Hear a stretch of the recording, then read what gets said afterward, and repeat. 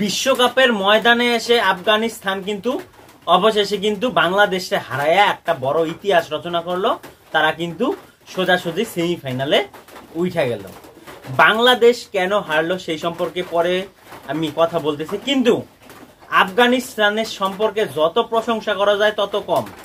প্রথম দিন যখন ভারতের সাথে আফগানিস্তান ম্যাচ হারে, তাদের ইন্টেন্ট যে ছিল খেলার প্রতি সেটা কিন্তু কম ছিল না। আর দ্বিতীয় ম্যাচেই কিন্তু পরক্ষণেই অস্ট্রেলিয়াকে হারাই দিয়েছে। আর সেইখান থেকে কিন্তু তাদের যে সেমিফাইনালে ওঠার যে একটা রাস্তা, সেটা কিন্তু তাদের মনে জায়গা উঠছে। আর যখন ভারত অস্ট্রেলিয়াকে কালকের ম্যাচে হারাই দিল, তখন যেন আফগানিস্তানের ভিতরে জেতার জন্য যে জুনুন, সেটা মনে হয় আরো 3 গুণ বাইরে গেল।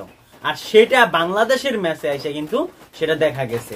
ব্যাটিংরা যদিও আফগানিস্তানের সেরকম ইন্টেন্ট দেখাইতে পারে নাই, শুধু একমাত্র গুরবাজ তার দুর্দান্ত একটু খেলাটা দেখাইছে, যদিও সে বলটা বেশি গায়ে ফেলাইছে, কিন্তু বাদ বাকি যত প্লেয়ার আছে খুব খারাপ খেলছে। পরে শেষে রাশিদ খান আইসা রানের গতিটারে বাড়ানোর চেষ্টা করছে 190 স্ট্রাইক রেটে। কিন্তু যখনই দ্বিতীয় ইনিংসে বাংলাদেশের কাছে দরকার ছিল যে কোনো রান চেজ 60-এর উপরে বা 61-এর উপরে 13 ওভারে কমপ্লিট করতে হবে। 115 রানের একটা লক্ষ্য বাংলাদেশ 13 ওভারে কিভাবে সম্ভব হলো না চেস করা, এটা তো আমি বুঝতে পারতেছি না। আর যেই জায়গায় লিটন কুমার দাস কোনো ম্যাচেই চলে না, আজকের ম্যাচে অর্ধশত রানে একা দাঁড়ায় আছে এক পাশে। আর এইখানে আফগানিস্তানের বোলারের কিন্তু প্রশংসা করতেই হবে। রাশিদ খানের দুর্দান্ত স্পেল 4 উইকেটের, আর নবীনুল হক প্রথমের স্পেলে 2টা উইকেট, পরের দ্বিতীয় স্পেলে যে 2 ওভারের স্পেলটা ছিল সেখানে 2টা উইকেট ব্যাক টু ব্যাক কিন্তু একই ওভারে নিয়ে কিন্তু বাংলাদেশে অল উইকেট করে দিল।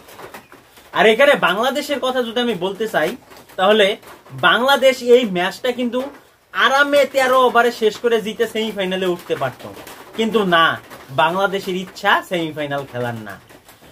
আফগানিস্তান বাংলাদেশ দলের পরে ক্রিকেটে জন্ম নিয়ে তাদের আগে কিন্তু সেমিফাইনালে উঠে গেল। আজ পর্যন্ত বাংলাদেশ কোনো বিশ্বকাপে সেমিফাইনাল খেলে নাই, সুপার 8 তাদের কিন্তু লাস্ট খেলা হয়েছে।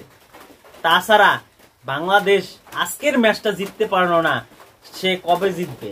আমার তো মনে হয় না আগামী ভবিষ্যৎ 50 বছরের মধ্যে বাংলাদেশ জিততে পারবে। তো অত অস্ট্রেলিয়া যে ম্যাচ থেকে বাইরে হয়েছে, এটা তো খুব খুশি হয়েছি। এটা 2023-এর বিশ্বকাপের অবশ্যই বদলাটা কিন্তু পূর্ণ হয়েছে ভারতের তরফ থেকে, যে সেমিফাইনালের আগেই সুপার 8 থেকে কিন্তু অস্ট্রেলিয়াকে পুরা বাইর করে দেওয়া হয়েছে।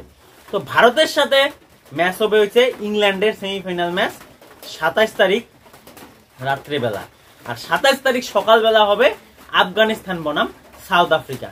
তো কোন ম্যাচে কে জিতবে অবশ্যই কমেন্ট করে জানাও। আর ভালো লাগলে অবশ্যই লাইক করো, শেয়ার করো, নতুন হলে ফলো করো, সাবস্ক্রাইব করো। ধন্যবাদ, দেখা হচ্ছে পরবর্তী অ্যানালাইসিসে। ধন্যবাদ।